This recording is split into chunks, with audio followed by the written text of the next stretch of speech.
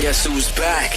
You're now listening to Unapologetic, the podcast, with your two hosts, Trey and Reg, discussing any and everything unfiltered.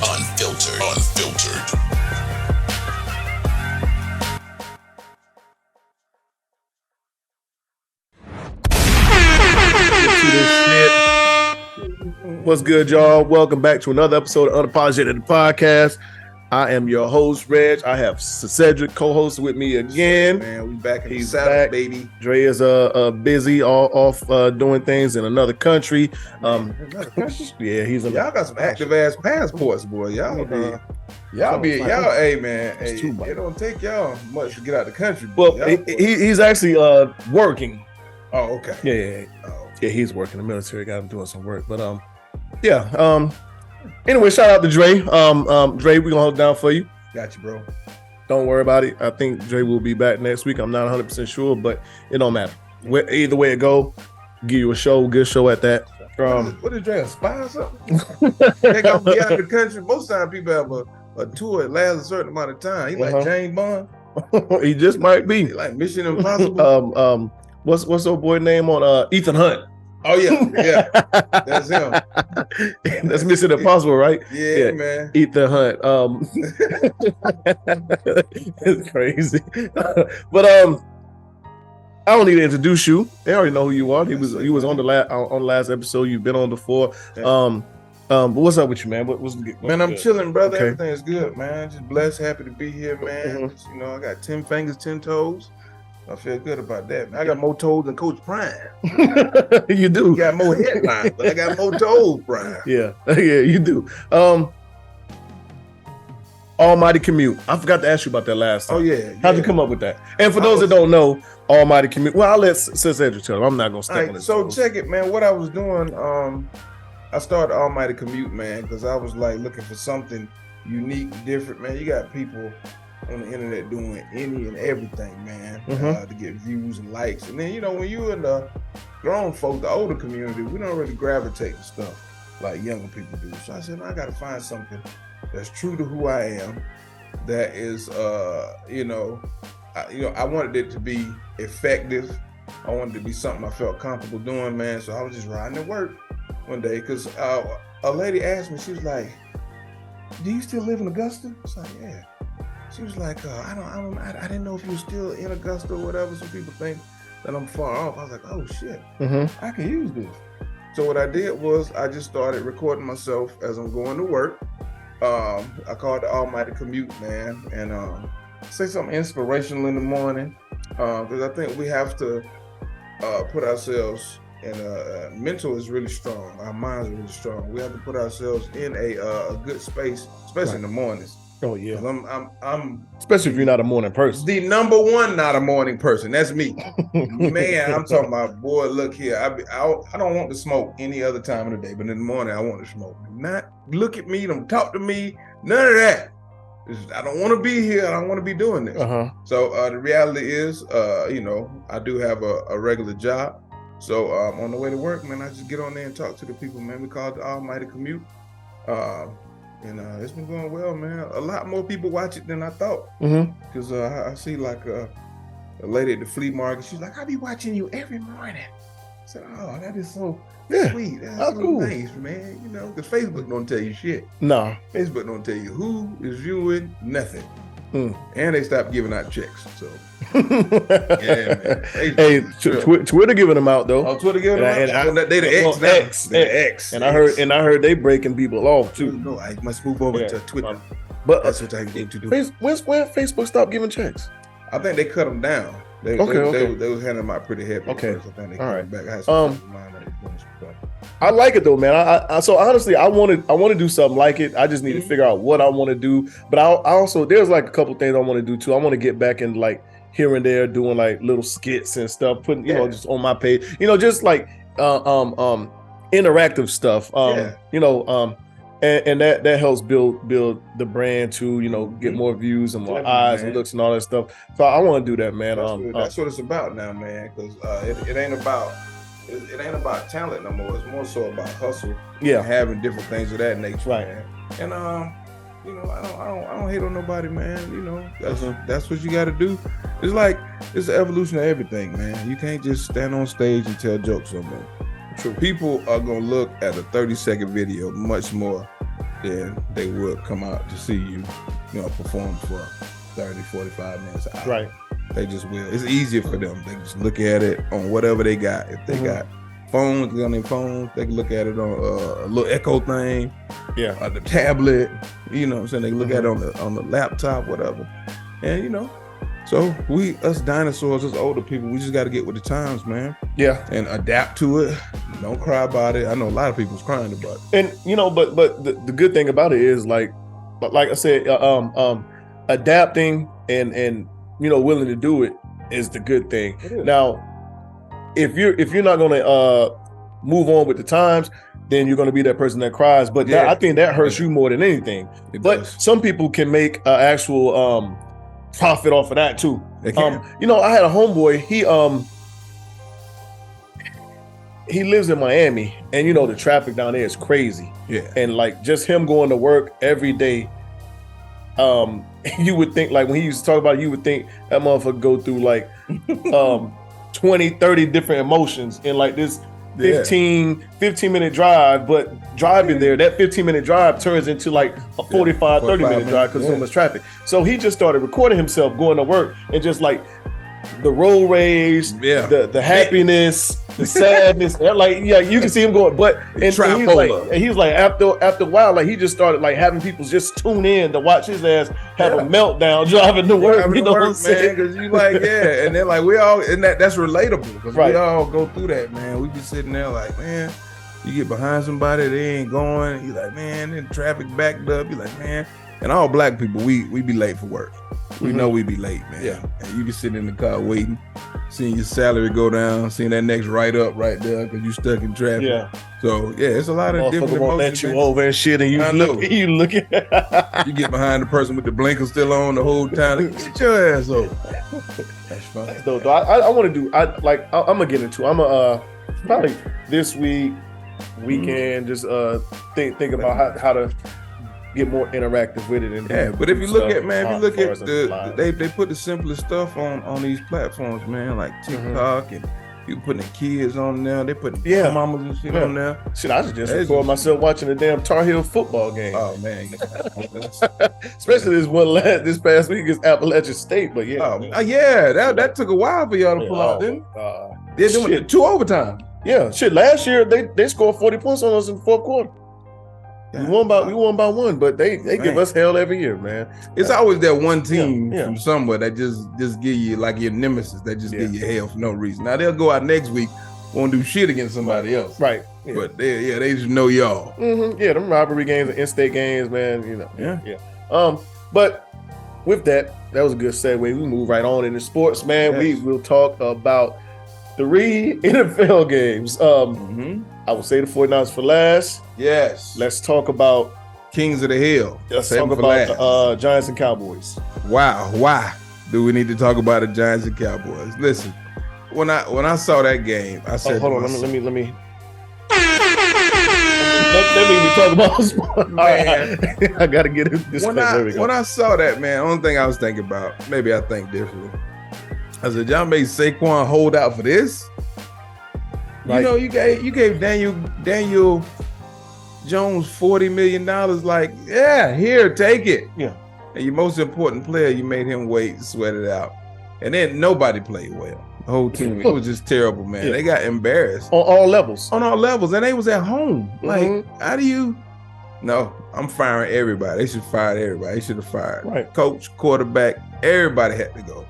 And now Dallas has a very good football team. And this is what we talk about, rivalry games. The emotion should be high. Everybody should be pumped up. Right. They didn't show it at all. Yes, like you said, rivalry game, first game of the season.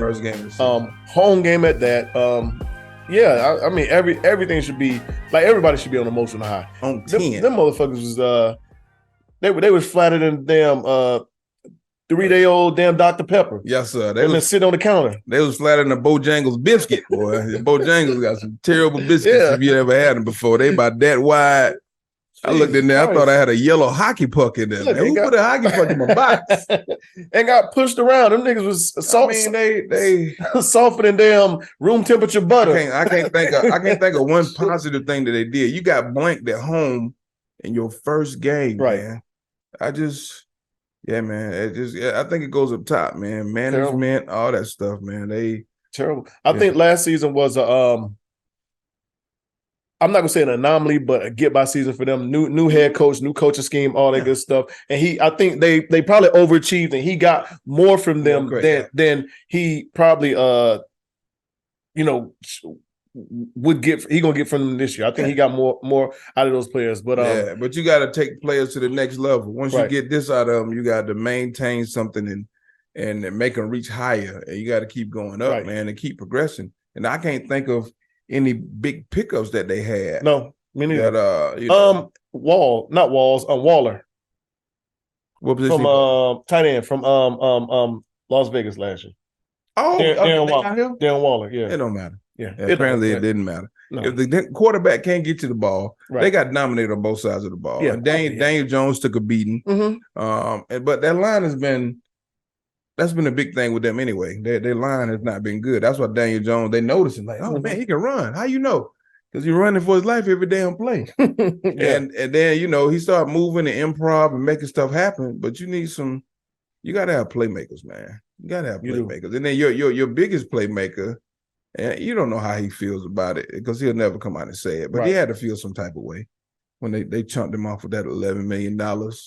And threatening to hold out and all that stuff. So he missed time. He missed camp. He don't have no chemistry. He's 40% offense last year? Yeah. So they needed to get him in there.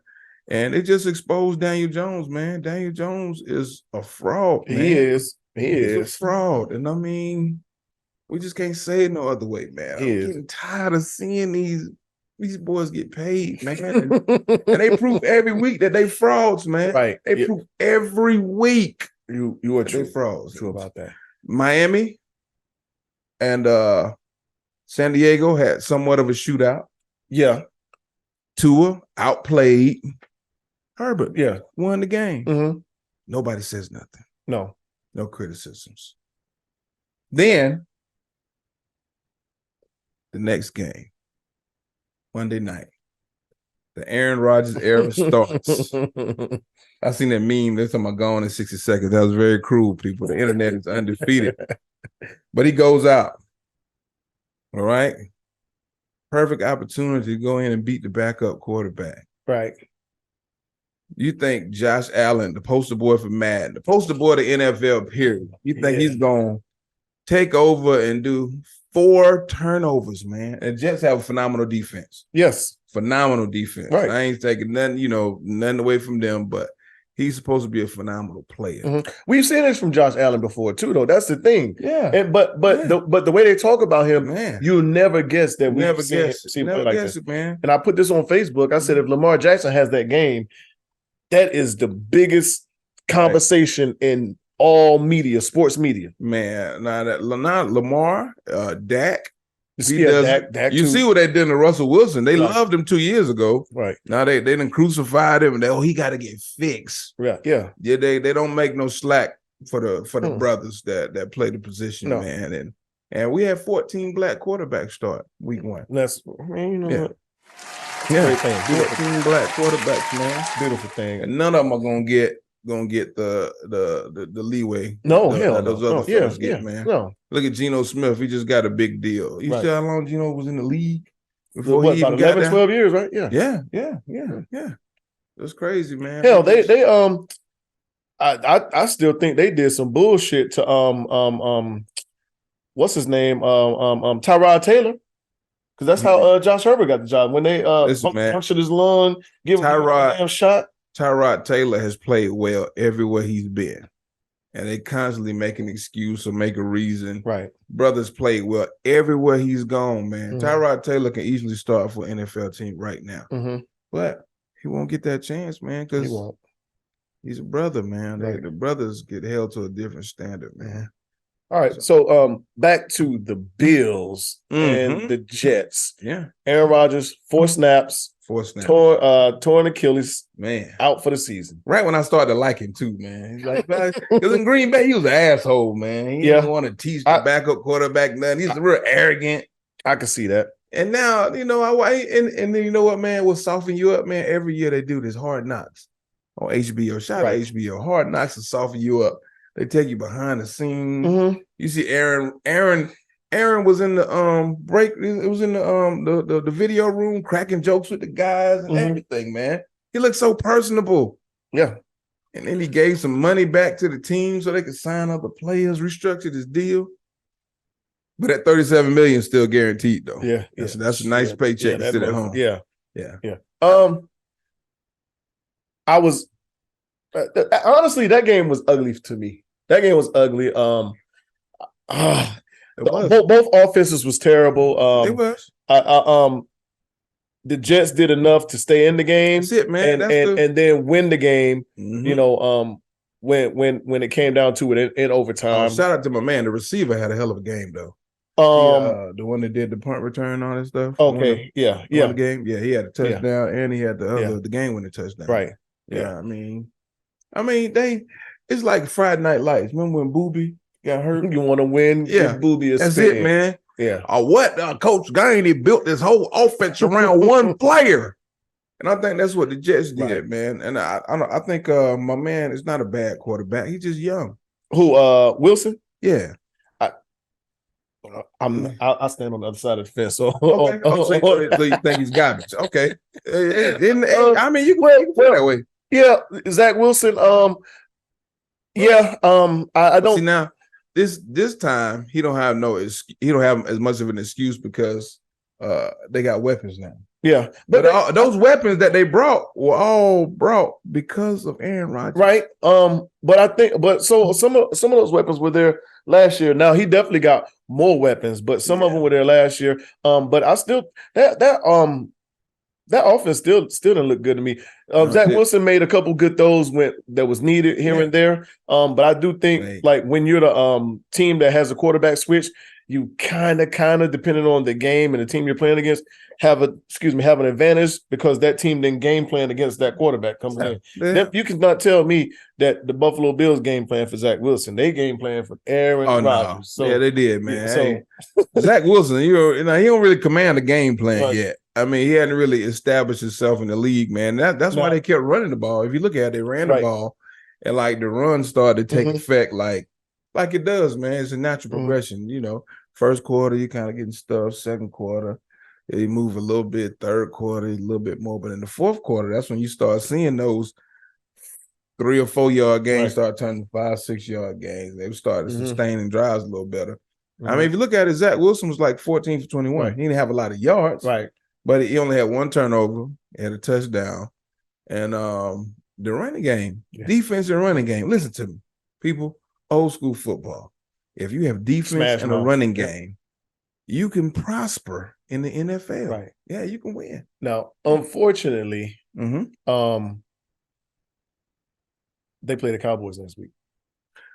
Well, we get to see, but the Cowboys also got to go against that defense. Yeah, they're not gonna be able to run up and down the field like they did on the Giants. No. So I mean, it's gonna be a proven game for both of them, man. So the Cowboys offense ain't do nothing anyway. But when their offense finally scored, they was already up 16-0. Yeah, but see, they got a big thing about Dallas. Even last year, they would get so many turnovers. Man. Turnovers would put them in the money, and they didn't just get turnovers; they always get pick sixes. Yeah, and I think that's what's going because I think pick sixes are demoralizing. I think them motherfuckers. I think the Jets are going to turn that ball over. Zach Wilson is going to turn it over. No, I don't think he is.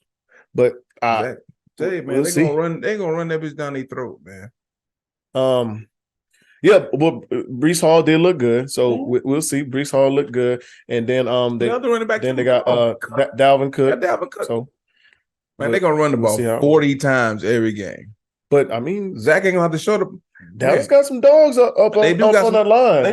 They do. But hey, got some dogs up on that line. 40 times. I'm telling you. Hey, man, just like Denzel said on Remember the Titans, He said, remember the coach came in, I got some plays. We won the title with the city title with you. No, you keep your plays. I run the same thing. I run 6 plays, split the veer. It's like Novocaine. Give it time, it always works. That's what the Jets gonna do. But I mean, they got some pieces because I think Lazard is a very good receiver. Right. Is what's Hill? What's his name? The other one, number 18. I can't remember his name. The one that came from Green Bay too. I can't. Lazard, and then you're talking about Is it Randall Hill? Yeah, Randall Cobb. Randall Cobb. But the rookie, Randall Cobb is overrated, man. The rookie wide receiver. Well, no, he's not a rookie this year. He was a rookie last year. He went offensive rookie of the year. He's gonna be tough. Yeah. Tell you, man. So I mean, once they can put it together, if Wilson can pan out, I think they're gonna be. If he cannot lose the game. Yeah, that's you don't have to win the game. You just don't have to lose. Trent Dilfer position. Yeah, you don't have to win it. You just don't have to win it. You just don't have to lose. He is the Alex Smith, the Jimmy Garoppolo. Now, Alex Smith was actually good at one point. Yeah, Jimmy Garoppolo was never good. Oh man, Alex Smith that just upsets me every time I talk about it. No, man, Alex Smith. Well, you gotta look at it, man. His first 7 years, he played for 5 different coordinators, man. Yeah, it wasn't a good situation, man. But I mean, you could have had Aaron Rodgers. Now that and you know what? Before that, we could have had Jake Plummer too, and we didn't get Jake Plummer, and we could have set ourselves straight with a couple picks, man. But you're right, you're absolutely right. You trade. Yeah, you pass over Aaron. I mean, that's why I don't understand it, man. How these guys get to the top of the list. Mm-hmm. You really thought that somebody playing ball in Utah was gonna be he was gonna be the savior, right? Playing against whack competition. That's why they named the thing whack, because it's whack competition, man. True. And we did it again. Yeah, went and did it again. Took a guy from South Dakota State. Yeah. Yeah, well, he started 1 year. Oh, my God, he is great. They got a guy named Justin Fields. He was #1 player in the country at one point. He went to Georgia, transferred. Then he was in the Heisman for Ohio State. He's bigger, faster, stronger. I don't know. Right. I don't know if we should do it. Then we got Matt Jones here. He played for Alabama. He's proven winner. Proven winner. No, I don't know. I don't think we should. I think we're gonna go with. Let's choose a guy nobody really knows. Nobody knows. You got to look him up. All the 49er fans, we all on the internet at the same time. Who is Trey Lance? We looking at it like, I don't know. Yeah. He kind of look like Marcus Allen. Yeah. Speaking of the 49ers, Pittsburgh Steelers. Come on now. 30-7. Yeah, on the road. On the road. Light work. Nice ass whooping. Bosa came back. Came back. He never left. Yeah. I like the way Purdy controlled the game. He looked very poised. Man. And like I said, under control. And he got the weapons, the ball. Yeah, he got the weapons, the ball. And then he threw some very nice passes downfield. We don't take a lot of shots downfield, but when he did go downfield, he was very accurate with it. The offensive line did a great job. He was protected the whole game. A couple times he had to scramble, but even on the run, he threw some very accurate balls, got it out of it. And then guess what? They're going to run the ball 40 times. Right. So his job is easy. It's all in place. I don't know. I will never find out how good Brock Purdy is. No. Because he plays on a team that runs the ball and has a great defense. Right. I guess that's all that's going to be needed. Yeah. And which I'm cool with that. Kind of like we just said about Zach Wilson. Yeah. You don't have to win the game, but don't lose the game.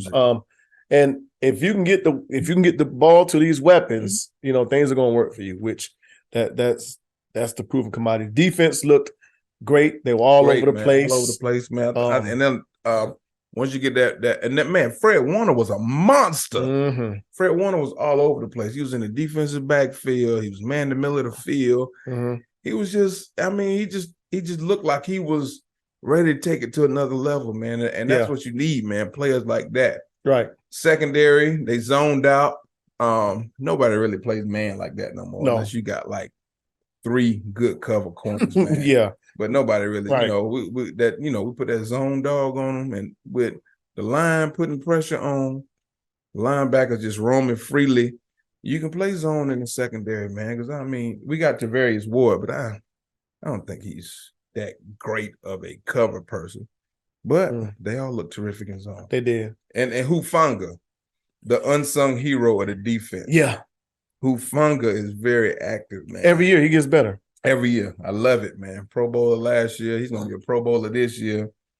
He's going to keep doing it, man. He's reckless, too. Reckless, man. He don't care. He like the hit. Love the hit, man. That's something that's taken out of football. And he's always around the ball, too. Always, man. He's a ball hawk. Very, very strong, athletic. Not a big guy, but he flies in there, man. And he's just a big difference maker, man. True. Huge difference maker. I love him, man. True. I don't even know who's playing the other safety. Oh, no, Gibson, the other safety. Yeah. Yeah. And Gibson, I think Gibson had a pick. It's just, man, those guys that pressure up front is coming. With Armstead and Bosa. You just can't block those guys. And then what's the guy we picked up from Philly?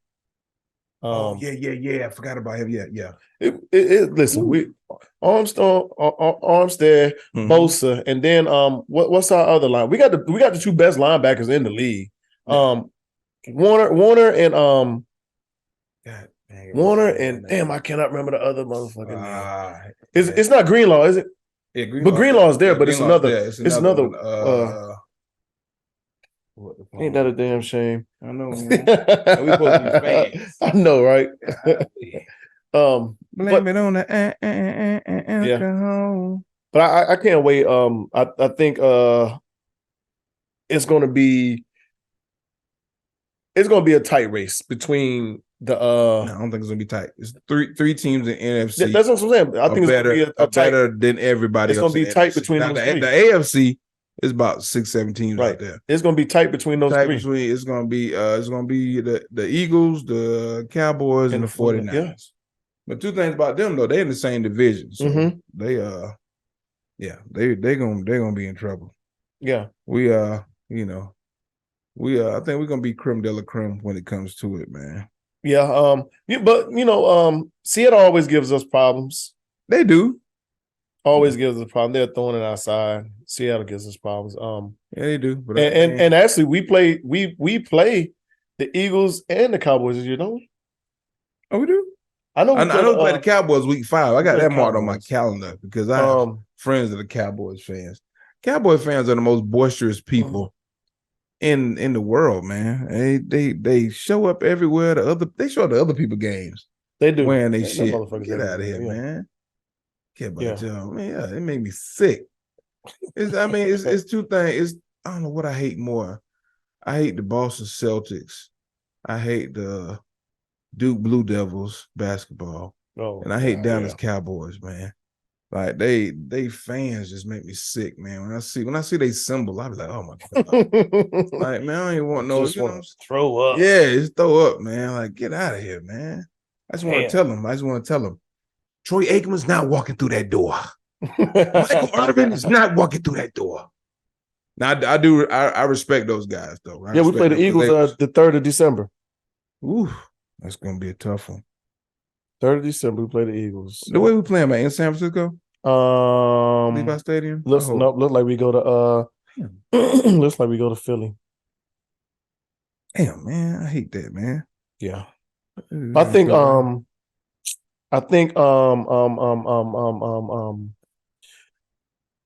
Dallas comes to San Francisco, right? I think they do week 5. Yeah. Javon Kinlaw. Yeah. That's the other linebacker, right? No, he's a lineman. That's from South Carolina. Yeah, he's a lineman. Yeah. You're right. Hargrave Hargrave was the guy we got from Philly. The Eagles. Yeah. Drake Greenlaw. Yeah. Yeah. But all right, y'all. So I'm not gonna lie to y'all. I had some things for us to talk about, but we kind of scrapped it because I was supposed to be a young lady with us, and we was gonna have this female perspective from things that we talked about. But it don't make sense for us to sit here and just talk. So we gonna we just gonna talk. We gonna bounce off each other. We gonna freestyle. And give y'all a good show. Make it do what it do. But I do think I was riding with my mom, and Drew Hill had came on. I'm sleeping in my bed, right? And that's under you playing around your mama. Yeah, well, because it was on the radio, just came on. So I was thinking, And this one line, I just kept like keying as many times as I heard this song. I'm just like, he was like, when we made love, I heard you call out his name, and I'm just like, I was like, you heard what? Right. Oh yeah, that's it, man. You got that's. What do you do? Ooh, yeah, it's that's a tough one there because I'm not a fan of domestic violence at all. No, not at all. We don't condone it. Yeah, we don't condone it. But in a situation like that, I could at least push the pillow in the face. Something. Yeah, something got to happen after that. We can't just let that go unnoticed. Right. Because and then you really don't know. It just makes you think, man. Like you really don't know what people be thinking when y'all are making love, man. You want them to be thinking solely about you, but have you ever been making love to somebody and you thought about somebody or something else, another experience? A lot. Wow. Okay. Or flashback to like you said, other experiences and just like, yeah. Yeah, but you said his name. It's probably that one dude that you was thinking it was too. Yeah, I knew it. You better not say Jerry. I knew you was doing something with Jerry. That's man. Hey, you're talking about fucking up the whole vibe. Yeah, and then like, who are you? Are you with your main old lady, or are you just with somebody that you pass by time with, or if it's your main old lady, that's when you had that tear fall out your eye. You had that hot tear. So do you stop and talk about the shit, or do you finish what you're doing and then bring that shit up later like a woman? Like, no. I'm not saying in a situation, but you've been with women and they ain't say nothing then, but like a couple hours later, so we need to talk. Yeah. They'll do it. I think it depends on how deep your relationship is. If this is your lady, you got to stop and get some straightening right then. If it's just somebody that you do this with, and she do it with other people, you do it with other people, y'all just passing my time. It's not as serious, right? I don't think. I think it's the level of y'all relationship. So but that's personal though. That's personal. But as a man, because we got ego. So as a man, ego hurt. As a man, even though this ain't your woman, shit destroyed. This somebody you just passing by time with, her still calling another nigga name out. Yeah, your heart to skip the beat. Your heart to skip the beat, man. Because the ego, the male ego is like something else, man. It's like you can't explain it. It's there, but you really can't explain all the rules that go around with the male ego. And so you hurt. Yeah, and you can't even do the shit male about ego. it. The male ego is so strong, you can't even admit that you hurt, but you hurt. Yeah, and you can't do shit about it. Can't do shit about it, especially because she ain't woman. She just you just look at her and ball your lips up and just. As soon as you get done, put your pants on. I heard you, bitch, and then you walk out. Yeah, man. But if he was singing like it was his main old lady, that's your main old lady. Oh yeah. Especially the remix. Yeah. Oh God, come on. Yeah, it's real emphatic too. But that's a rough one there, man. Because I think that's what men and the ego, we've never really like conquered or addressed all our egotistical issues, man. And we don't do it. And then when we get older, we realize like, God damn, we some fucked up people. We got some egotistical issues. Somebody said a man that can like master his pride and ego is probably one of the most dangerous men that you can meet. Yeah, he is. But you ain't gonna find too many of them. That's a rough call, man. And then like it's just speaking of like the male ego and how crazy it is, man. Did you see the situation with Tyrese this week?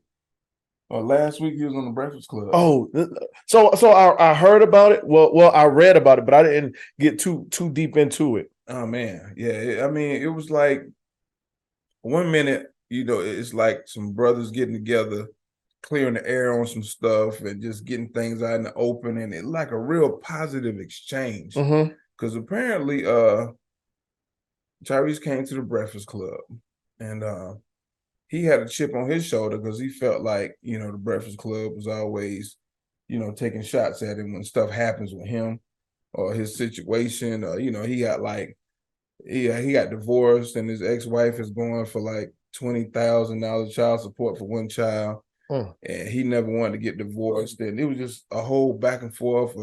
He made like a lot of videos and different stuff, but and what people didn't know, they had like a real heartfelt moment because DJ Envy and his wife was going through some things, right? And Tyrese actually reached out and like helped them through whatever they was going through to keep their marriage going. Okay. And and it was like Chris, like wow. And it was like a real heartfelt moment. But then Tyrese flipped it and he was like, so why, when I was going through my shit, I didn't hear from you. You couldn't be there for me in the same way, which was kind of a legitimate question. If, everything's on the up and up, everybody's, so they got this whole thing going on and they was apologizing to each other. And then Envy said, we did reach out to you, but he said the reason he pulled back from Tyrese, he said, because, if a man is saying something, but he living different, he said, I can't respect that. Okay. And he said, I felt like you was living different. And he said, you said some real disrespectful stuff to me and my wife. Because they had he had traveled to them and did a lot of stuff with them and talked to them individually. They had group chats together. And he did a lot to help them, get through whatever they was going through, right? Mm-hmm. So, and they had a whole conversation about Tyrese doing stuff when he was on some psych meds that was out of character and stuff like that. And it was just a whole lot. But they it was beautiful because they came through and they apologized to each other. They, moved on, started having productive conversation. And, that's when he said that he felt like the Breakfast Club be taking shots at him. If I'm your man, if I'm cool with you, I know you got to report a story, but you know what I'm saying? Why can't you just, give me decency and respect, or grace? He called it grace. Right. He give me grace too. And it was a good moment. But in typical Tyrese fashion, he said he went back, looked over all the text messages and everything, and he said that he didn't see where he disrespected DJ Envy's wife. And he said that, because what's his name? Envy went as far as saying, like, I blocked you. Mm-hmm. He said, I just recently unblocked you because you was going to be on the show.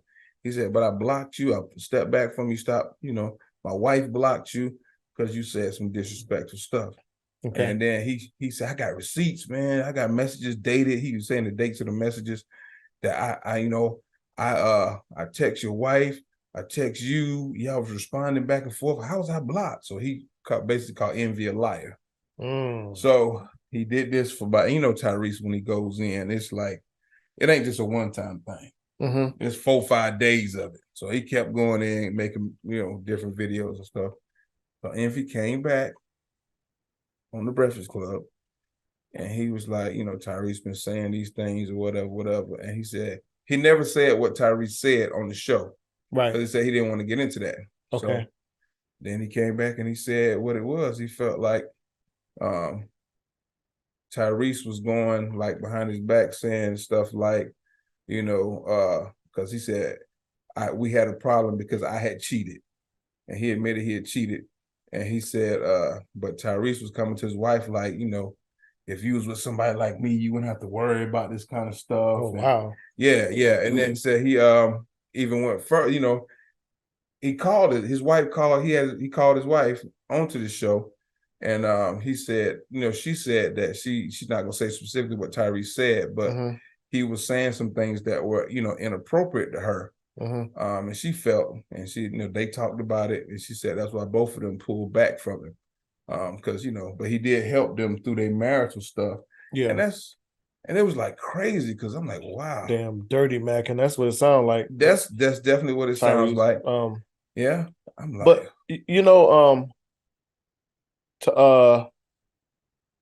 so when you first started out with that, I one thing I don't like is when, say for instance, your friend helps you out or they does something for you. You know what I'm saying? Regardless of if you needed their help or not, they extend their hand, they helped you out. You're grateful for it. Yeah. Now, when shit happens or shit hits the fan, I hate, I don't think Don't throw that up in my face, because then it comes off to me like you're not genuine. Yeah, like you're not genuine about it. You know what I'm saying? Because if you do it out the kindness of your heart, and because that's the type of person you are. Yeah. I'm not doing it because I'm expecting something bad for you, or that's what he said. He kept saying that's what God told him to do. He said he's real spiritual, Tyrese. He said God told him to do that, right, to help them out and go over, above, and beyond, or whatever. But then you switch the narrative on that. Once you say, well, you didn't, I did this for you. You couldn't do the same for me when I needed or whatever else. You know what I'm saying? Like, I mean, part of that I understood, because if you have a relationship on a personal level, things should be it should be a little bit different. True. The interaction should be right. I mean, because I think if somebody did something that personal for you, to an extent you would be indebted, but I mean, when they start talking about it, you have to wonder like their intentions when they be like, yeah, can I get this back? And Envy said the thing about it was, he said things went wrong too, because he wanted Envy to come on, and he wanted to do this thing about his wife or his ex-wife, and he wanted to like kind of drag her name and come out with something, because I guess he had gag orders on him. He couldn't say nothing because it was a legal issue for a long time. And then when he could say something, he wanted Envy to come on with him and say something. And he said, nah, he said he didn't want to be involved in that. He said that's when things took another like turn for the worse or whatever. But yeah, man, I understood part of what Tyrese was saying, because I think if people are genuine friends, then they should look out for their people. If they're going through something, they should look out for them. And if, like covering news stories, first of all, Tyrese is too old to be doing some of the stuff he's doing. He's got to be accountable for his own actions and his participation, because that's how he gets in these media stories. And he felt like they was like cracking jokes and going in on him and stuff. And I'm like, you kind of caused that when you put yourself out there. Their platform and what they do. True. They have to report on it, but he said he wanted them to report on it and not like snap on him so much. That's why he felt about it. I'm like, you really like putting yourself in that position. Right. And I think like as friends, what I'm saying? Because you're a comedian. Your friends know how you feel about them. They know you love them, but you might get up there and tell a joke about them. And it's probably not going to be, anything malicious, anything like that. You know what I'm saying? But also, they're going to get it. I think that comes. A lot of people can't laugh at themselves. Yeah, that's true. A lot, or take the joke. A lot of people can dish that shit out, but they can't take it. Yeah, I've been accused of that before, but I mean, I think I could take it. I think I take it pretty well. No, I don't think you can say that in 2023. And let me clarify that. I can take a joke pretty well. You have to clarify that, because you can't say you take it very well. Right. 2023. Okay. That's how your inbox get filled with other stuff. Who the hell is Raymond? Why you keep hitting me up? Raymond sending you pictures right there. Raymond hearting all your posts. Hold on, nigga. Hold on, Raymond. Hold on. That's not what I meant. Hold on. But I just think like part of it I could feel. I think like if you watch the video and see the breakthrough moment that they had on the Breakfast Club, you know. My thing has always been like, don't mess up beautiful progress with just nonsense and bullshit. You know what I'm saying? If y'all made this progress and y'all got to this level and everybody's apologizing to each other, don't turn around and just completely scrap it. Right. I like that. Yeah, man. You fucked up a good moment. Fucked up a great moment, man, because it was like the people were commenting on it. Oh yeah, mental health is real. People were like, sympathizing and empathizing with both sides and stuff like that. And I think he just went back and did what Tyrese does. Right. There you go back to it. That's why Fast and Furious. That's why TGT. Yeah. That's why, all the crazy videos. You know what I'm saying? Like, come on, man. So you just said something. You said what'd you say? Tyrone Hart in your pictures and shit. So we have people that take the social media thing very seriously, and people don't, as far as in liking pictures or commenting under them and all this other shit, right? How do you feel about that? I feel like wow, that's a good question, man. Because I mean, I feel like liking and hearting pictures. I don't feel like I feel like it's just a thing that people do. Mm-hmm. All right. So if you make a comment or you have a picture up Mm-hmm. and I like it, I just put the thumbs up on it. Okay. Nothing is too much going to be said about that. Mm-mm. Okay. When you heart it, I think you're liking it to a different level. You're saying that basically, I love this post, picture, or whatever that's going on right there. Mm-hmm. And that can be taken the wrong way. It goes from a friendly thumbs up to when you heart it, it's like a whole nother level. Now, Okay. you have to know who you're dealing with in your life. You know All what right. I mean? All right. Because you can heart a picture. Some people don't care about that. All right, you can heart it. But if you have a significant other that thinks differently or it affects them differently, then you have to respect that as well. So I think you have to know who you are, where you at in life, and who you're dealing with. Because then like when you heart something, the person that you're hearting can take that as another level too. Okay. They can look at if they're the opposite sex, they can say, oh, he's hearting it. Or even if you're the same sex nowadays, he hearting it. I mean, you really, really like something about it. And then it can open the door for some other stuff that you may not be ready It can. for at the time. So we talked about egos and the man ego a little earlier. Now, so your lady, you just scrolling through Instagram, right? And you see some shit pop up on your algorithm timeline. It's a nigga that just standing there. He got his shirt off. He got muscle popping. And gray sweatpants, green eyes, and beard, all that other and you stuff. see your baby loved it. She right? Oh yeah. Is that an issue?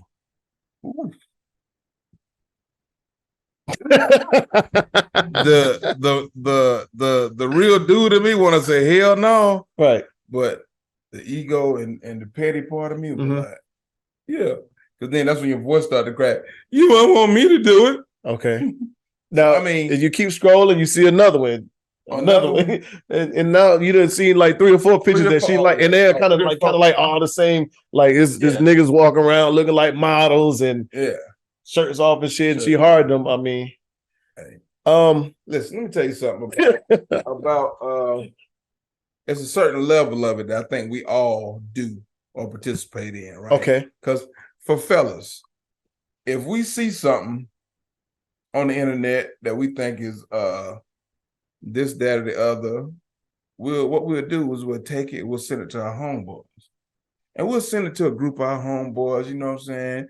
This right here. Everybody got that one partner that'll send you some stuff like that. And we look at it amongst ourselves and we be like, all right, bet that's what it is. But see, it ain't that fun when the rabbit got the gun. Because when the women do it, the same thing. Matter of fact, they do it worse than us. They got the goddamn gray sweatpants group. They got every heartthrob picture that ever come across. They got fetishes. They got all kind of shit. They way smarter than us. They more technologically advanced. And they going to get it to their homegirls too. I mean, I think you have to, for your own sanity, you have to allow a certain percentage of that to happen. Now, the other factor is, if it's some goddamn gorgeous ass nigga on the that she don't know, there's some gorgeous ass nigga far away and they just sending this picture around and she don't know him. Yeah, okay, that's cool. So accessibility changes it then. Accessibility definitely changes. If it's the nigga that be in the club every week that you see in the same city, you about to have a fit. You about to drive yourself crazy. And a lot of times it's over nothing. That's why I feel like, you have to be at an honesty level with whoever you're dealing with. Honesty level with yourself, first of all, to know what's going to upset you, what's not going to upset you, what you can and can't tolerate, why you can and can't tolerate it. Right. You know what I mean? But, see, that's why I'm glad social media wasn't that prevalent when I was in my 20s. Right. You would have drove yourself goddamn crazy. I would like to think and say that, like as you said, I'm not that, and I don't even think it's a level of insecurity, but I do think, us as people, once you start looking at, okay, damn, okay, she liked this picture, this video. Mhm.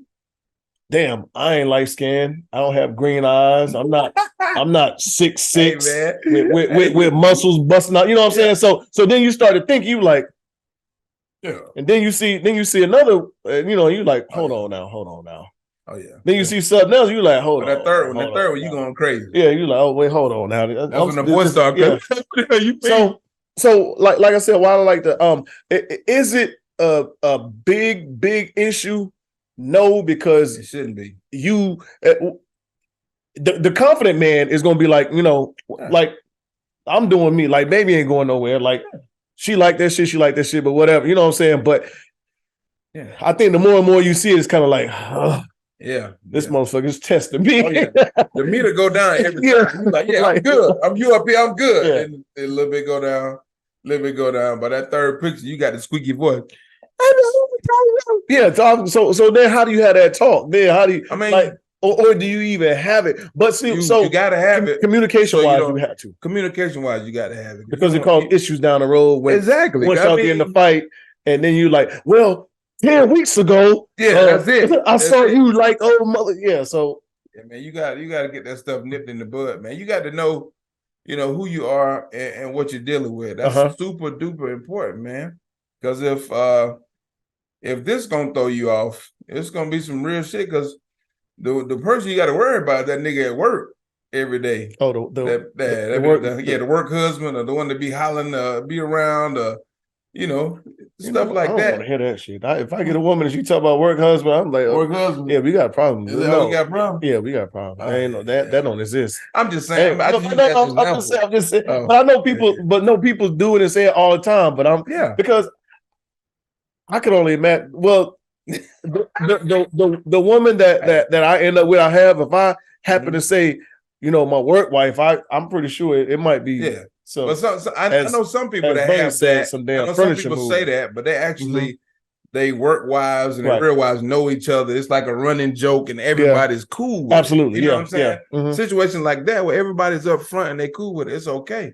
But the people that you don't know about, that's normally. But these days, you don't know who trying to fuck who though. So you kind of like, you don't. That's the main motherfucker I gotta watch out for. You can't trust. Yeah, it's rough, man. You can't trust no. That dudes are hard to trust. They just are, man. You know what? Yes, they are. Yes. Because I'm guilty. I am guilty. I have been out. No, I've been out. Don't admit too much, Red. It's not worth it. No, I've seen women, and then I'm looking. Oh, she with a man, but I'm just like, man, that. I'm just looking. Yeah. And it no harm, no foul in looking. Nah. But if you feel like she's kind of looking, she's looking back. Yeah. You might entertain that a little more than what you should. Yeah. Especially her being with her nigga. Yeah. And then that makes you think, like, when you out with your lady and you like, man, I know niggas is looking at my lady. Yeah. You definitely and he could kind of mistakenly think that okay, you don't want nobody, ain't nobody looking at. But you think like he could kind of mistakenly think, okay, she looked back at me, or she just happened to be looking around the room and we lock eyes. Now that's it. This moment, yeah. So, man, it's a real touchy. It's a dirty world, man. Dirty world, dirty game. It is, man. And that's just like we talked about with Tyrese, man. He helped them with their marriage, and if what Envy and his wife are saying is true, then he came right behind them and said some inappropriate things. And then it was funny too, because another guy texted him and said, "Don't let Tyrese near your wife, because he tried something with my wife too, the same way he's trying it with your wife." Do I believe it? I believe that shit happens. I'm not gonna say that instance, but I know it happens, man. It's a dirty world, man. I think people don't respect the relationship like they should or whatever. Right. And if they know that that you have been unfaithful or you have an unfaithful heart, then they feel like very comfortable doing certain things. You know what I mean? So if Envy, and then like from what he was saying, it was like public knowledge that he had cheated or whatever. Yeah, that is, yeah. Yeah. So I mean, the floodgates open up, man. So it's it's tough. I think I'm gonna hit this drink again. I mean, and then like the complexities of the male ego is just terrible, man. And think about this too. When a man cheats, a woman stays, communicates, talks to him, and tries to work it out. But when a woman cheats, man, 90% of niggas are out of there. You know what? I think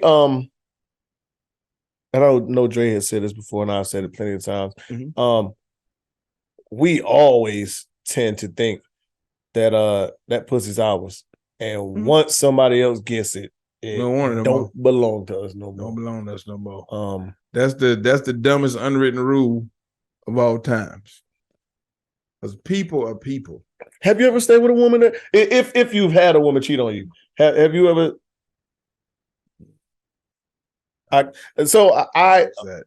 Fortunately, if I've been cheated on, I don't know.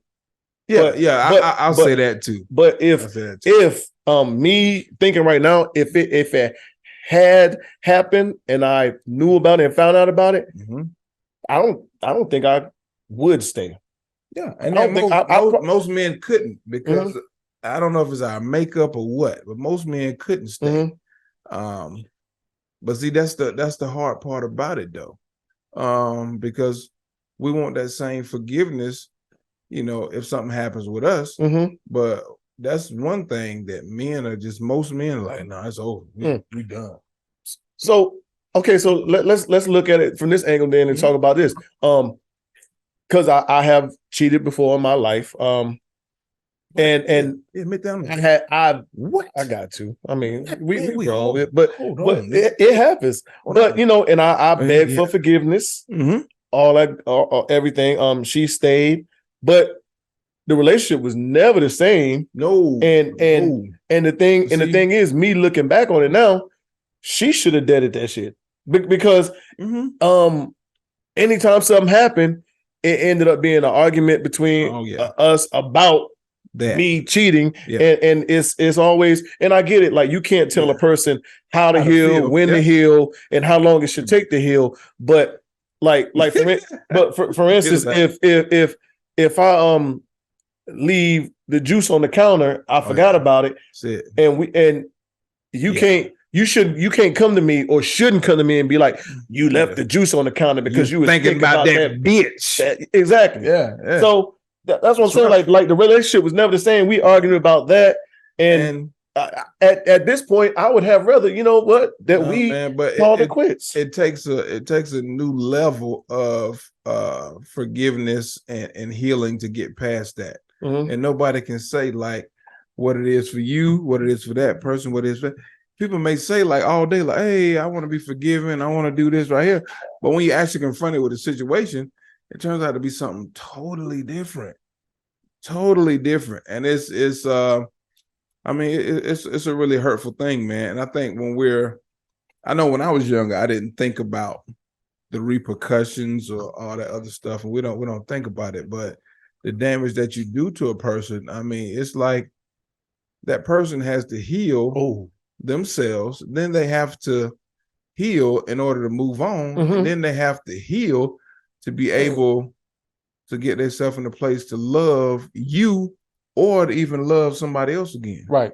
So it's really deep and complex, man. Yeah, and I think that you hit the nail on the head with that, as far as in probably the damage that you caused, because when it did happen and everything came out, like this shit sounds crazy, but you've cheated before, right? I'm just assuming. No, maybe not. I will not confirm or deny that. Like whether you was a teenager or whatever. Yeah, but so I've done it as a grown man, and it don't matter when you do it, man. It's still as yeah. So I mean, honestly, I was sick as a fucking dog. Like just like talking to her, seeing her cry, listening to her express herself, how she felt, and all that shit. Like, I like heavy, me looking at like, damn, I love this woman, and I made her feel like this. Like I'm sitting, like I can't do nothing but sit here and look at her cry and listen to her and everything. And that shit, like, it sounds crazy, but this shit destroyed me because I'm just like, damn, you know what I'm saying? Like I felt sick to my damn stomach. Just like thinking about it and like, you know, but see, women will never understand that. No, they won't, because they're going through it. They're the victims at the time. Right. They don't understand. And it's unfair for us to want them to think they should understand it too. Exactly. It's a lot of unfair things that are going on at the same time. And I can't really tell nobody how to fix it, man. I mean, it's like you have to, I think everybody, once anything like that happens, any type of infidelity, you have to be able to step outside of yourself and truly like feel what the other person's feeling, see where they're coming from. Right. And at the same time, you have to deal with your emotions about it too. And it's like if you don't, I wasn't really big on the therapy thing, right?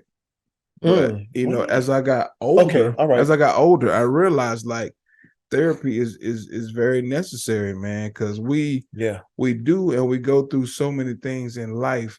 It's like, you ever been sitting around thinking about your life and you think about the issues that you have that as a child that you still hold on to?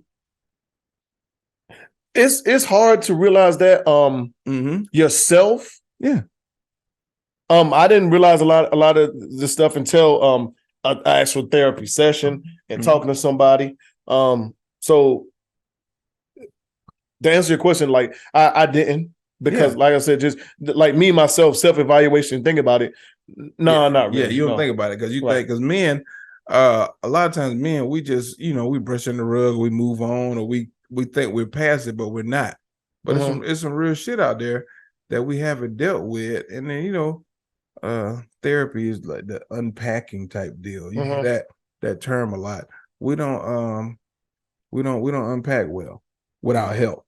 You know what I'm saying? That also comes with you know what, man, this is a great segue.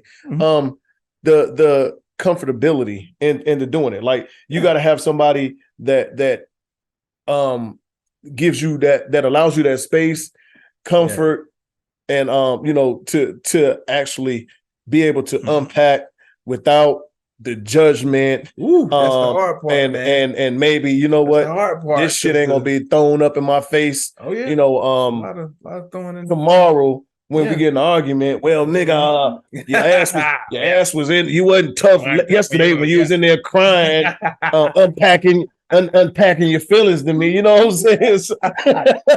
You know, that's when you bust out with that kid. You know what I'm saying? Right? Yeah. Yeah. Now your voice done cracked again. But it's I've realized over, you know, in my older age and just wisdom experience and being around different people and hearing them talk about stuff that first of all, mental health is real. No matter who you are, you need some type of help with something. Because we all have some deep-seated issues. From it could have been your childhood, it could have been whatever you went through in college, it could have been your young adult life, could have been your married life, it could have been a lot of different things that we are still like dealing with. And yeah, it's real, man. Ooh, stupid play. Very even the old play. Game, but yeah, stupid. Come on. And I hate it when the quarterback go back to the ref as soon as it happens. Like, man, hey, we're in the contact sport, but he just hit me low. Right. Man, shut up. You playing football. Get out of here. I'm with my man. Unpacking and venting. Two different things. Related, but two different things. Okay, tell me more. Unpacking, venting is just when you have like topical frustration. Okay. Venting is, oh man, this motherfucker pulled out in front of me. Now I'm gonna just cuss and be mad because he pulled out in front of me. Unpacking is a deep psychological level of something that you need to really get off your chest and see what it is. I think it's deeper than just venting. Because you can vent anywhere. You can vent with your friends. Hey man, let me tell you what this motherfucker did, man. I'm sick of this shit. Right. Okay. You know what I'm saying? But unpacking is like when you're really like taking a moment, dealing with your feelings, putting it out there, and you're willing to actually address some things. How strong are you or how good are you at communicating your boundaries? Communicate my boundaries. Probably I'm a dude, so I'm probably terrible at it. But the thing about men is that we talk so much in a unofficial way. Okay. You know what I'm saying? We we're men, we live by a credo, we have a certain amount of rules set around different things, but we don't really explain them all the time. You know what I'm saying? It's like we have okay, we got boundaries. We don't want you to do this, this, and that, but we don't tell you when not to do it. So we have a lot of unwritten rules in there too. I like that. I never thought about that. I think with the that's a hell of a catch. Henry. But I think kind of for the majority, I think of my boundaries as a man until like I think about it now, and you have to figure out how to communicate them. It's kind of like you said, an unwritten rule, but it's kind of like it should be known. Yeah, it should be known. I shouldn't have to tell you that you shouldn't blah blah blah. But no, motherfucker, I do. Why? Because the last man she was with, didn't have a problem with that. Did something differently. Yeah, he was a different dude. So and it's like you have to. Yeah, you're right, man. That's wow. Yeah, that's deep, man. It is. I don't know. Oh, I gotta think about that because as far as communicating the boundaries, damn. That's probably a weak point. It's a weak point? Probably. As far as it, well, I mean, I could probably go through them, but yeah, I mean, just like certain things you expect. Okay, if a dude's a real dude, quote unquote real nigga, it's certain things that he's gonna expect of his woman to be or to do or to to conduct herself. He don't feel he should have to tell her not to post this or not to do this. But in today's stream of time, you do have to reiterate to her hey, I would rather you not post stuff like this because I don't want people seeing you like this. Right. You think that's unwritten? You should know that already. No, true. I mean, she may have been with a real nigga before, but you wasn't a real nigga she was with. And the real nigga allowed that. And he was like, yeah, you can look, but don't touch. Yeah, man, as long as you man, post that shit. Yeah, I like niggas. That shit. That shit turn me on. I like that, niggas. That don't turn you on. I like niggas to see what I got, but they can't. I don't want nobody to holler at you, but I want them to see. Right. I mean, explain it. I mean, I think that's what we, young us and old us, is just two different people. We just have to come to the realization of some things, man. And I think communication is not really a man's strong point. We think we can say a couple things. We think we can say two things, but 10 things are covered in those two things. But it's not always like that. Yeah, it's not, and it's not a strong point. I think it's not. There's a lot of reasons why it ain't a strong point. I think just being a lot of space for it to be a strong, but also with some of these boundaries, it can be looked at a certain way too, far as in you being insecure. So if your woman do want to post something, that's another thing a man's not cool with, being insecure about anything. When you say the word insecure, we see weakness. Yeah, you know what I'm saying. When you say insecure, we see some bitch ass shit. You know what I'm saying. But what insecure is just something that basically saying something you're not comfortable with. Something that, and then when we're not comfortable with it, it's harder for us to talk about or break it up. Yeah. Yeah. And then that even makes it worse. Then, because if you have different levels of insecurities, then it's like it just keeps going downhill. You know what I'm saying? I don't know how I get to the point with a woman to where I'm comfortable venting, unpacking, or communicating those boundaries. I'm not gonna say I don't know how I get to the point, but I don't know. I couldn't explain to a woman how she can make me feel comfortable enough to do that. Yeah. It just feels like, to me, I think is more or less I don't know, honestly. I think it's it's about our comfort levels too, as men. Once we, but is there something somebody in particular that she can do to make to all right, you now like she do something, then you're like, you know what? I feel like I can talk to this woman about anything. I can tell her anything. I can. And the funny thing about it is, man, you can't do it with everybody. Mhm. But when you have a special bond with somebody, and it goes to that level, and you like, for instance, I didn't feel comfortable talking about any of this shit to anybody. But then, like, the lady I'm with now, she's actually, she understands all of those things, all those factors, and she professionally understands that. Okay. So it was like when we was talking, I didn't feel like I was talking to a licensed clinical person. I felt like I was just in a very. She gave me, I don't know what she gave me, but she gave me something to make me feel like I was in a safe space to say some of the things. And then I put I put one thing out there, and I put two things out there. I was like, okay, that went good. So it felt comfortable. So then by the time I got to the third or fourth thing, I was feeling kind of comfortable. I'm like, okay, all right, this could be nice. We could, do this. This could be okay. And then I was able to, put some more things on it and see where it goes. Everybody, I don't think everybody can handle that. But when I was able to put a couple things out there, and she accepted them, and we talked about it, and I was able to answer some questions. She was able to ask some questions.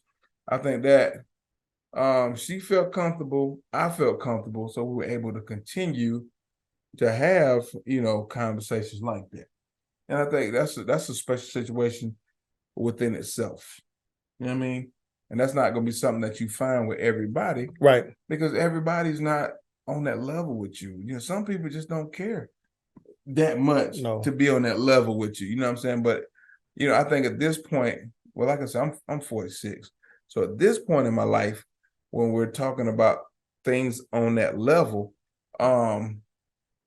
it gets kind of heavy. True. It gets heavy. It gets deep, and you do have to have somebody that can have those conversations with you. Everybody can't have those conversations. Right. And if you put it out there, like I said, I put a couple things out there, and I said, "Oh, let me see where this goes." Oh, that went good. Okay, okay. I give a little bit more. Okay. Yeah, and then like, okay, all right. Now, and not to say I haven't been like that with a woman before. I have, but I can't. Like I said, I'm thinking about it. I can't pinpoint something that a woman has done or can do to for me to be like, you know what, this is somebody that I can,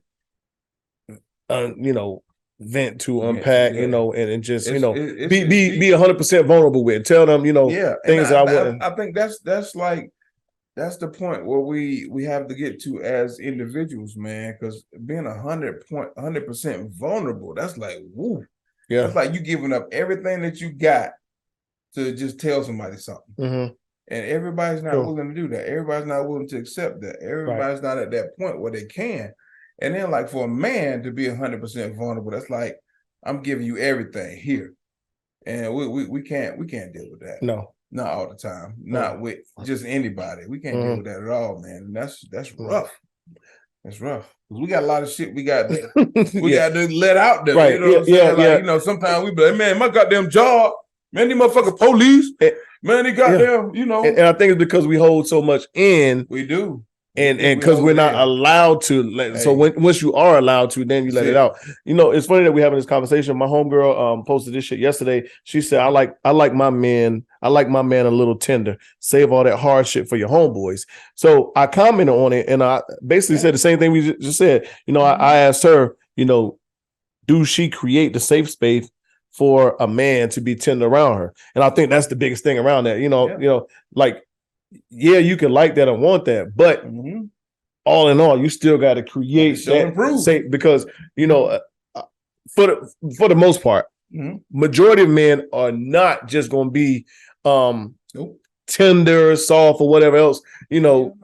Just because that's what you like. You trying to be no bitch ass new, right? Because it's. I'm pretty sure you've had plenty of relationships, throughout your life, and I'm pretty sure you've vented about some things, you said some things, and next thing you know, that shit was used to. Yeah. And when an argument happened, it was used to tear you down or some other shit or whatever else. Like, that's why you shitted your drawers when you was 16 years old. And you know what I'm saying? Somebody just say some shit like, but so I think that's the biggest thing, to go back there, creating that safe space, but I think a lot of women think that they create that space or that environment for you to be that way. Like you said, your lady she know how to do that on a professional and a personal level. You know what I'm saying? Because she has experience with that. But a lot of women think that they just, create that automatically. Yeah. But it's not that easy. I listened to it, so I did it. No, no. It goes into, and they're like, you have to be willing to do it for each other. You know what I mean? So if she does it for you, you do it for her. And it don't feel like nothing when you're doing it for each other. So it's like you got to get to that level, man. You can have that level with everybody. Man.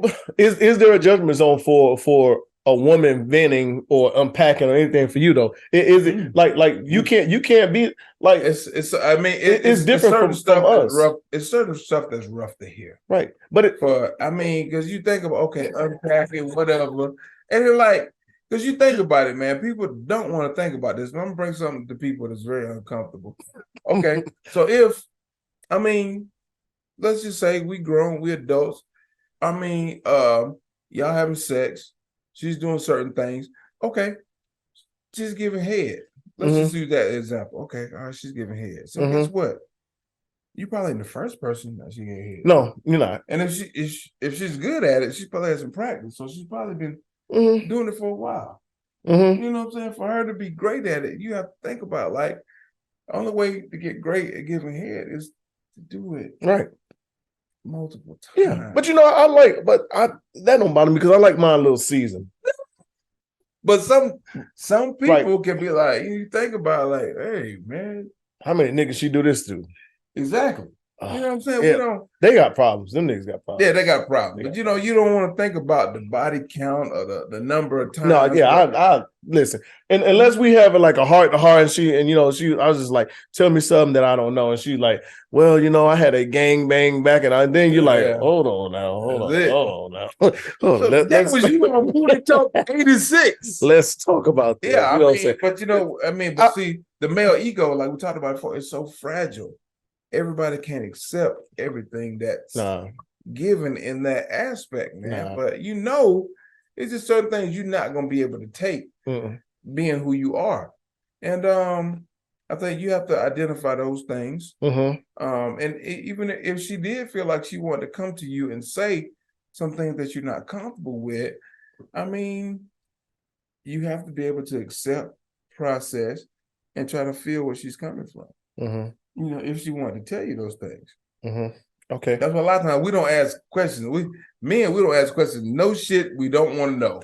Listen. Listen. But women will ask those questions because that's in their makeup. Don't want to know. I don't want to know. I don't want to know how he fucked you, when, where, how big his dick, none of that shit. No, listen.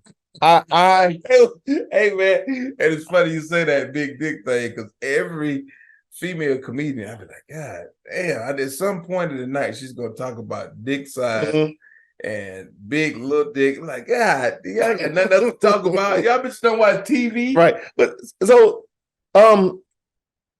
when this lady I was with, we was in a relationship, I had cheated on her, and we ended up having sex. And it almost felt like that could be her. That could be the most misleading thing for a man because we have to say, hey, everything okay. Oh, yes. Right. Yeah. You're absolutely right. But it almost felt like her trying to reclaim what was hers. Yeah. Because when we was fucking and she's just talking, she's like, my pussy better, right? She's asking me, my pussy better. She ain't fuck you like this. She ain't da da da da. You know what I'm saying? But that's why I said it almost felt like she's trying to reclaim what's hers. I went out, I fucked up, I fucked this girl, I fucked this lady, and now, So it's like I would never ask, I'm not gonna She wanted some. I don't want to know how this like nigga she had wanted some vindication from, what y'all had went through. Right. And it's not. That's not the way it works. It ain't. But that's why I said I would never. Like I'm not asking them questions. I don't want to know. None of that shit. Yeah, because don't fuck around and tell me the truth and be like, well, no, that shit be stuck on your goddamn mind. Yeah. No, he was fucking me different, but you know, you be sitting right eating. We don't talk about our ego. You be at work eating some kneecap crackers. All you can see, like, damn, this shit like a dick. The hell? But I mean, it could be like, this is some small shit. Like small shit. Like, we just take out of context, man. What if you watching TV with your lady and Michael B. Jordan walk on? She like, I'll be like, yeah, Laura Harvey dumped that bitch ass nigga. No, I'm just playing. Don't get punched in your jaw. But that's what I like Michael Hart. I like Michael B. Jordan, man. Pulling the phone, man. I'm like, what? Michael B, man, just date your sister after this. Don't go back to the white girls, man. Come on. Yeah, stay with us, man. That's harder said than done. Yeah. Because I think he's predominantly around them. I mean, yeah, he's right. Yeah, Hollywood, he's around a lot of them. And I think that's man. Don't worry about it, man. Hey, just give the sisters a chance. You just picked the wrong one, man. Speaking on that's even like when you watch the NFL or NBA draft, when you watch a lot of that shit, it is brothers. Yeah, already got white girls. And so like when you go to these like big schools, these big colleges, that's what they do. They are around. Like, I'm not gonna say these white girls are jumping on them, but they are jumping on them. They already know. But so funny thing is, when I was in Miami, we had to go to schools and talk to kids, and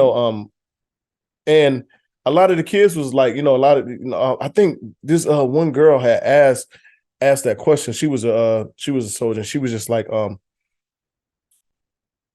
think she was kind of pro-black, but she was like she asked that question, and this guy, one of the kids was like, listen, honestly, I'm around them more than I'm around sisters. Like I'm trying to make it to that's what people are, they creatures of the environment, man. But he was like, I'm trying to make it to the league, and I'm in study hall, I'm here, I'm there, I'm doing this, I'm doing that. He was like, a lot of like black girls, they ain't trying to hear that shit. They're not trying to hear that. I'm a nerd. I'm this. I'm that. Man, I never thought about it until I heard Dennis Rodman on Oprah, and he said, when he was just a regular dentist, homeless, no black girls was fucking with him. Then when he started getting some acclaim, some attention, and then he got to the league, he said the same black girl that was shitting on him in school was asking his mama about it. The white people didn't look at it like that. They you know what I'm saying? They was like, yeah, what's up? Yeah, Dennis, you just cool. You cool with us. And I just think it's about levels and where people are in their life.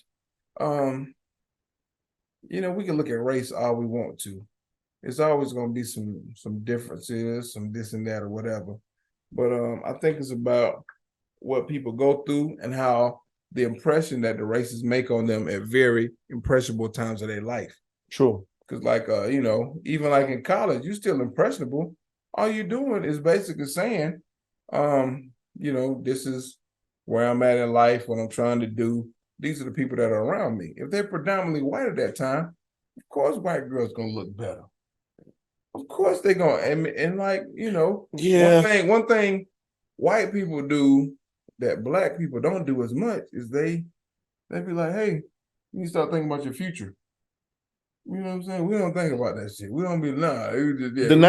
Live for the now. Live for the now, and we don't think about somebody else's future. But if you're at the University of Georgia and Todd Gurley is about to come out and get a contract, Todd Gurley looks a whole lot better than he did before. He looks a whole lot better. Yeah. And these white girls are on top of it, man. They're groomed for that. Like, hey, look for a dude that's gonna be able to do certain shit for you. and then that environment, then the atmosphere, the money is flowing. They're not worried about it like that. Mm-hmm. You know what I'm saying? The black girls at UGA, they worry about I got goddamn trying to get my shit together so I can make it to next semester. True. Now these white girls, oh, everything's paid for. Dad's gonna do this, but Todd sure is looking good. So that's when you see Todd at the draft, right? Goddamn white girl on his arm. You know what I'm saying? But it's just by progressions of life, man. People choose what's in their atmosphere.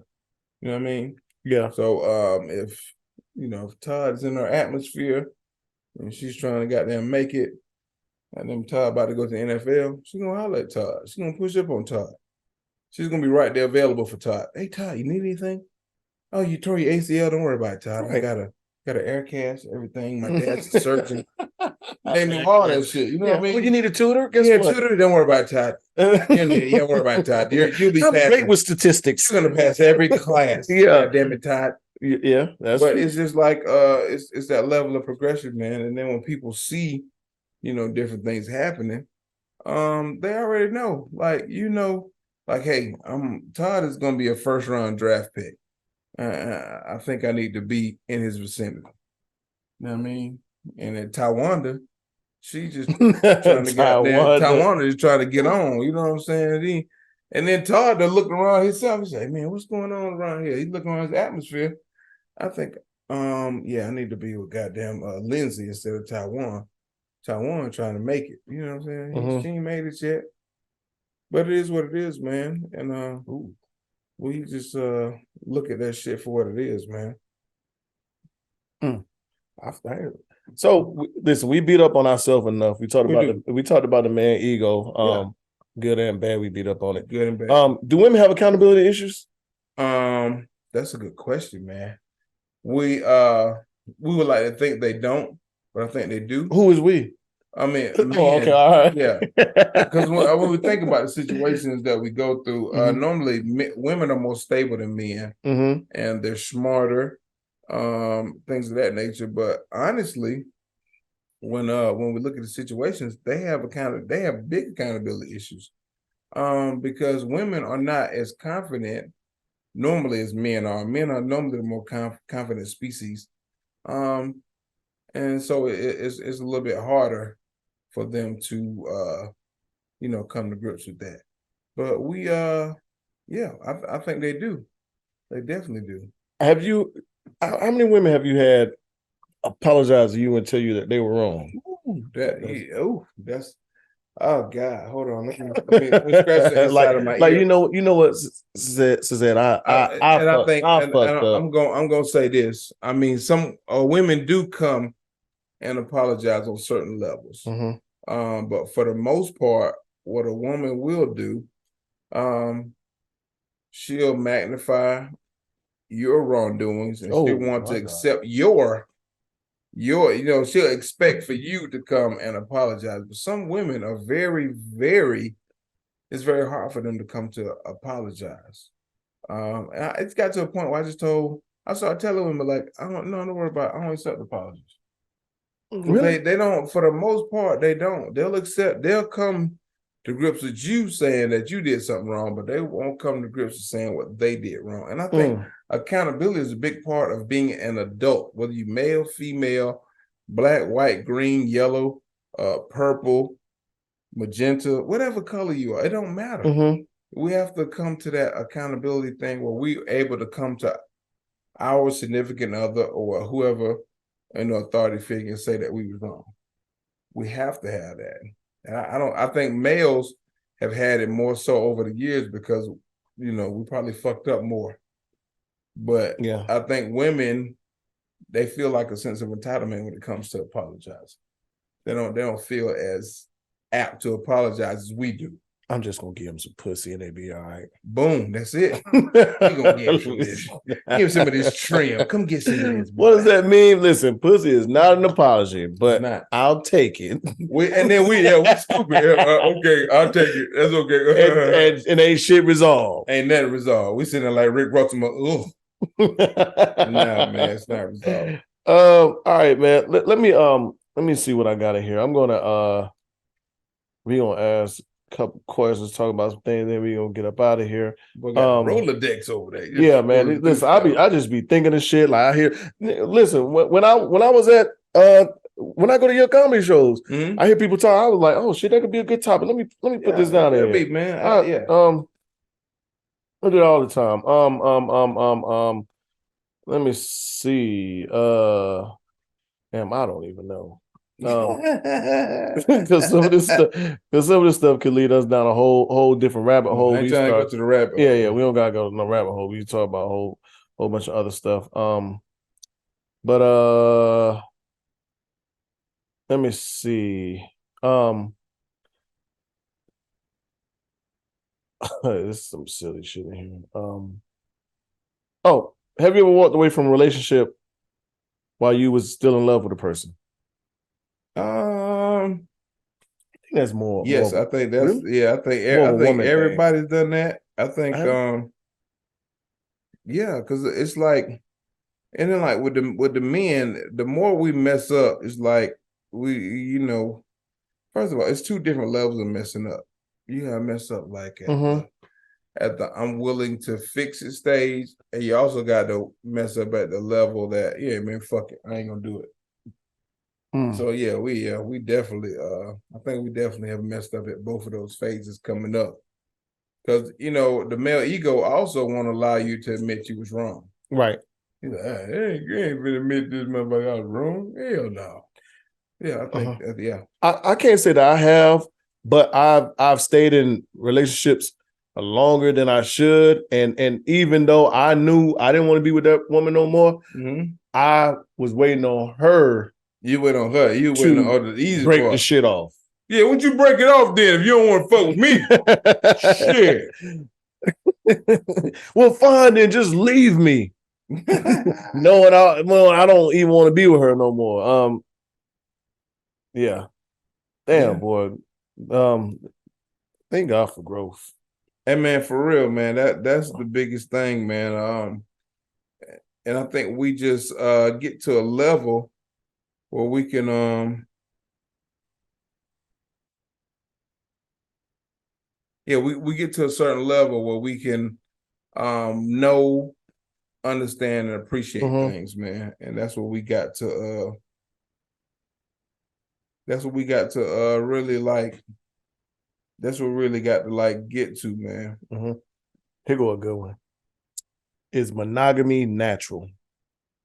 Yeah, of course it is, man. So? I think it is, man. Are we? No. Are we taught monogamy, or just growing up, you automatically think, no, I'm supposed to be with this one woman only? Yeah, we're taught monogamy, man. Because I mean, when we think about it, if you're in church, you're reading the Bible. Most of the noble men that we're taught about are monogamous. Well, actually, they can have more than one wife, but we only heard about the really, really good wife. We didn't hear about the other bitches. Right. I think, when we look at our immediate people that we are around, our uncles, aunties, grandmamas, granddaddies, those people were supposed to be monogamous. We found out later on in life they probably wasn't. But I think we are taught monogamy. Monogamy is definitely, monogamy is definitely encouraged.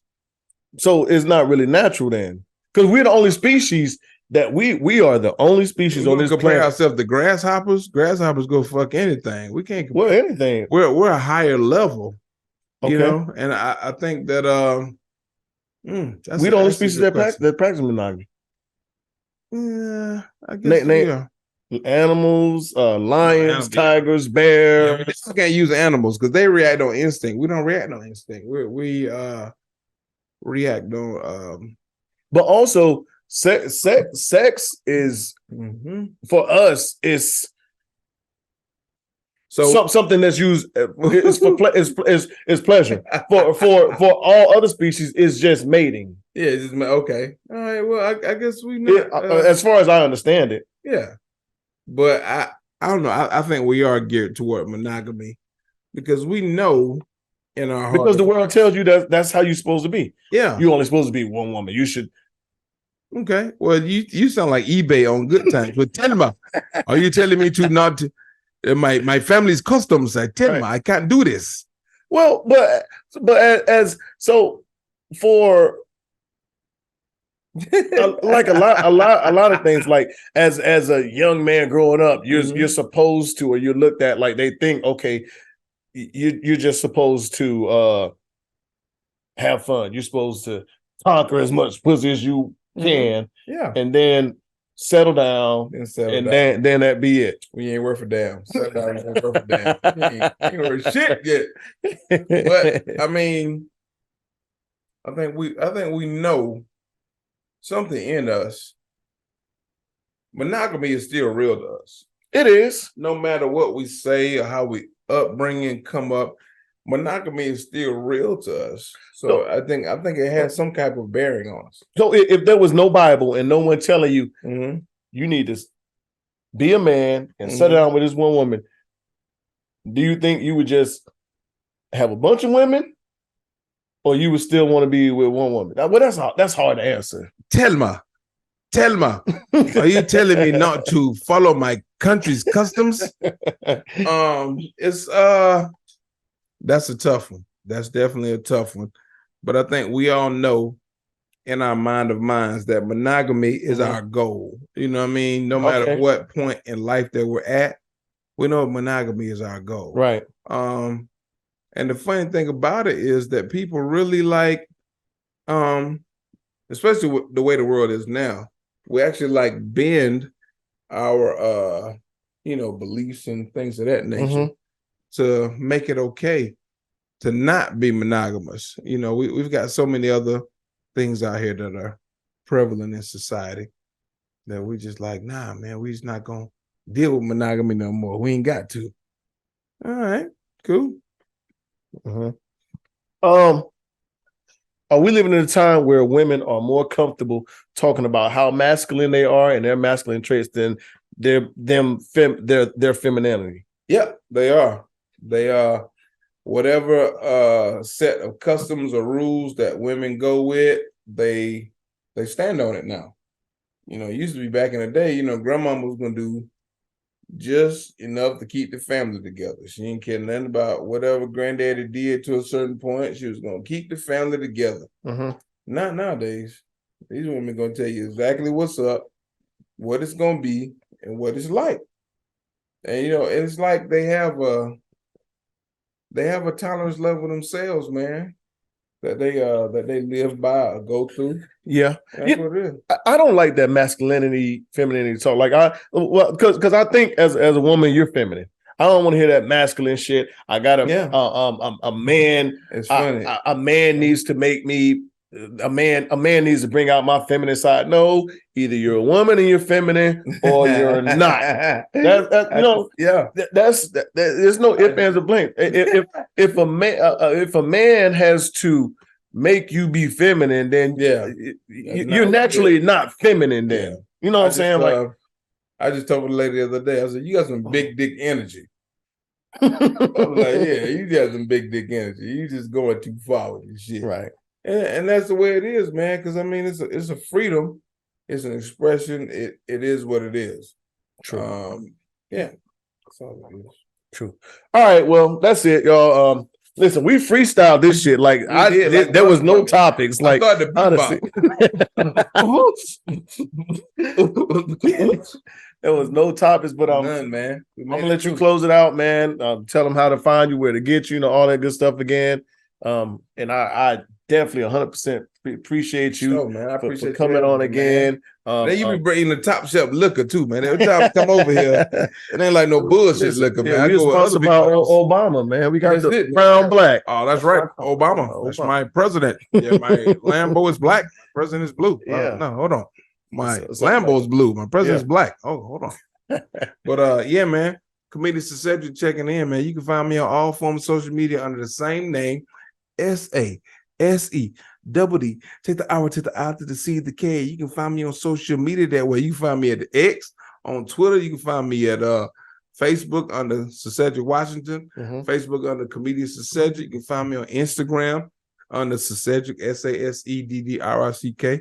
We're gonna be back at Icons again, man. September 22nd, rocking out. doing our thing, man. Christian Williams from Columbia, South Carolina, and all the way from Miami, Florida. I got my man Spunky Robinson coming through. So we'll be back at it, man. Shout out to Pooler, Georgia, man. We had a great show last week, man. Shout out to Pooler. How far is Pooler from here? Pooler, 2 hours. Okay. Right. 2 hours, man. Man, we had a great time, man. You got to come down there, man. Check us out, man. Okay, yeah. And also, if you get them on Facebook, check them out every morning. Yes. You don't do it on the weekends, right?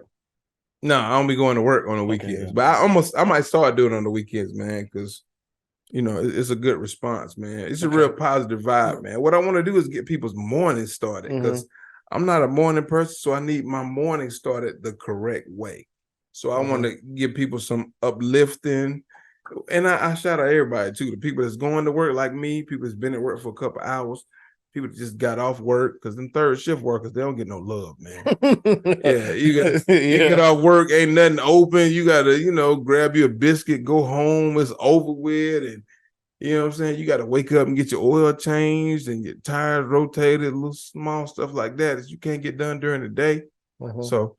I shout out to everybody, man, and we talk about just positivity and watching people, having people grow, man. That's what we do, man. That's the biggest thing to me right now, man. I want to see people in a positive light, having a good time. And then, we got people that's going through tragedies, things of that nature. Somebody always got somebody dying. Somebody always got some, people losing teeth. That's really important, man. Anytime a woman ain't got no teeth, man, that's a real important thing, man. Damn, yeah. And then you be looking at, hey, how you doing? Man, you be doing like right here. We can't have that, man. We need all them fronts, take care of them teeth. I came from a line of snuff dipping women. You know what I'm saying? My people dip snuff, some man. Backer, yeah, snuff, all this shit right here. Everything from the shark tooth to the other shark tooth was gone. You know what I'm saying? I remember my auntie on the porch of my other auntie. She got mad. I had an auntie with 4 teeth. My auntie my auntie, my uncle had 2 teeth. And they were like, oh, this bitch thinks she bad because she got 4 teeth. I think all y'all bad because y'all got 8 teeth on the whole porch. Oh, man. But yeah, that's how we do it, man. We just keep it uplifted, man. We keep it positive. And we just keep it moving, man. I'm just really, I'm blessed, man, to be in the position that I'm in. Everything ain't going as well as I like it to go, but it could be a whole lot worse. Yeah, man. and that's the main thing. Like, listen, I'm thankful for the position I'm in because, man, listen, I ride by motherfuckers that stand on the corner with signs saying home and so. I rode by somebody the other day. They had a digital sign. These motherfuckers God damn. I said, man, y'all get to the good. They get into the good intersections too. They all off the expressway and shit. Homeless people that came a long way, man. They listen, and they're more bolder, man. I had a motherfucker outside of like right outside the mall. He asked me, he's like, basically for money. Yeah. I was like, listen, I don't carry cash on me. They don't work no more because they'd be like, hey man, I got cash out. When he told me, he's like, oh, it's a ATM right around the corner. Yeah, bitch, you go to and see what you get. Right, yeah. So that right there made me like, man, I'm not gonna. This motherfucker gonna tell me where the ATM. Where your ATM? Fuck you. Yeah, it's funny, man. Homeless people, they done made this up really at home, man. Man. Yeah, it's all good though, man. Everybody trying to make it. I ain't mad with nobody. Yeah. Listen, y'all, as Dre would say, mental health is real. If you need somebody to talk to, whoever your outlet is, find somebody to talk to. Find them, man. If you don't have one, you can reach out to me. So said just gave you this information, reach out to him. Yeah, somebody that'll listen to you. I listen to you for a little bit. I'll listen to you. And I'm a great listener and I give positive feedback more than like good, man. All the time. I try to. He's trying to get a girlfriend. That's what he's trying to do. No. Listen, I get positive feedback. I'm trying to get off this market. You trying to get off the market, I'm trying to get off this market. I want to be somebody's forever. You're trying to get I want to be. Yeah. I do. And I want to be claimed, and I want to be all that other stuff. I want, That's I want to post these pictures that everybody else posts and lay it up, and I on a vacation. Oh, you be on vacation now. You a vacation drinking brother. a daiquiri between some cheeks. That's it, man. That's what I'm talking about. I want them pictures. Yeah. Ain't nothing wrong with that, brother. Hey, I hope you get there too. Some cheeks tooted up with a damn daiquiri glass hanging out. I'm sipping out the straw. That's what I want. He wore umbrellas on his straw. Yeah, absolutely. Yeah. But listen, y'all, thank y'all for tuning in to another episode on Positive Podcast. Y'all know who it is. It's Reggie, Sir Cedric. Thank you for coming out again. We will see y'all next week. We out of here. Go on, man. So you trying to be out the party. Yes, sir. You know what it is. Thanks for listening to another episode of Unapologetic, the podcast. Don't forget to share, like, and subscribe. Better follow me.